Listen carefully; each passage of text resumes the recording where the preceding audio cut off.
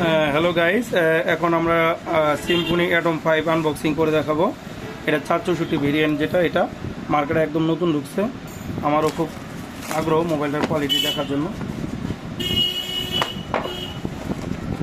এটা কালারটা আমাদের কাছে ঢুকছে গ্রে কালার। এখানে 52 মেগাপিক্সেল ক্যামেরা দেওয়া আছে, 18 ওয়াটের type C fast charger.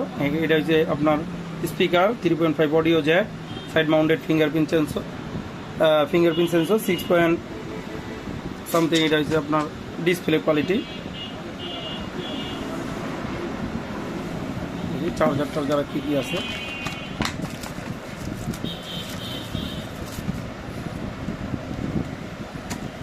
Charger company ব্যাকপার্টও দিয়ে দিয়েছে।